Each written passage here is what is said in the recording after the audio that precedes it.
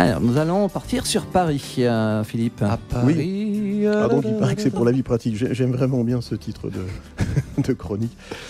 Alors, chers amis auditeurs aiteuses, à l'heure où j'écris Céline, je dis bien à l'heure où j'écrivais Céline, il fait encore un temps magnifique, comme s'il était, à l'instar de messieurs Sarkozy et Hollande, voulait jouer les prolongations, sauf que là, une large majorité de Français est d'accord pour qu'il fasse beau. Et en plus, quand j'ai écrit ça, enfin, je ne savais pas que c'était dans le même avion.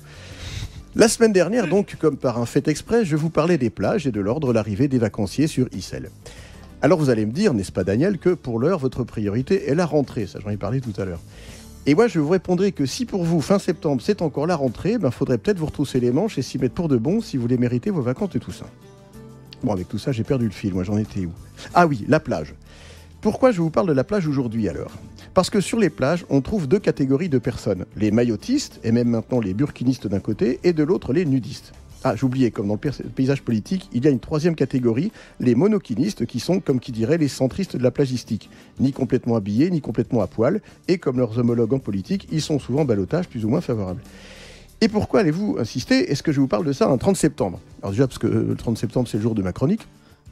Eh bien, parce qu'un projet parisien fait grand bruit depuis quelques jours, alors mes petits camarades n'ont pas trouvé, la création d'un espace nudiste à Paris. Eh oui, vous ne rêvez pas, un espace où tout un chacun pourra évoluer dans le plus simple appareil. Inutile de dire que ça fait grand bruit. Même si la ville de Paris nous explique, du moins aux Parisiens, que de tels espaces existent aussi à Berlin, entre autres, et que ce seraient des espaces situés à l'écart.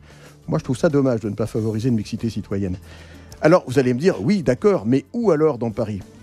Eh bien là, comme ça, au débeauté, si je puis dire, il y aurait le quartier Pigalle, par exemple, où il y a une certaine époque, la nudité par endroits était une tradition. J'avais pensé aussi à la Porte-Maillot, mais ce nom pourrait induire nos naturistes en confusion, et puis c'est un peu près du bois de Boulogne, et ça pourrait engendrer d'autres genres de confusion. Il y a un autre espace qui pourrait aussi trouver une nouvelle vie.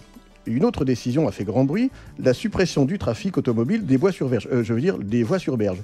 Eh bien, offrons cet espace aux nudistes qui, de surcroît, bénéficieront d'une vraie plage. Bon, ceci dit, il ne s'agit là que d'un projet en cours de réflexion, même si je crois depuis la ville de Paris a voté pour. Et donc, à ce stade, je voudrais soulever 3 questions. Primo, cet espace sera-t-il interdit aux nudistes d'avant 1997, sauf entre 20h et 6h du matin ? Y aura-t-il des possibilités de dérogation pour les nudistes de collection ? Deuxio, dans cette hypothèse, des contrôles aléatoires naturellement, j'allais dire naturistement, seront-ils effectués par des forces de l'ordre en tenue, j'allais dire en tout nu ?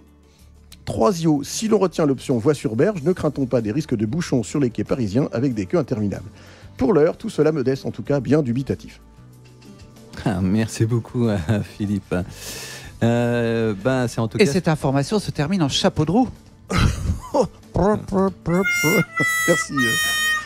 Ah, tu le sais mieux que moi, David. Il faut toujours le garder sous la main, celui-là, le vendredi. Il revient souvent.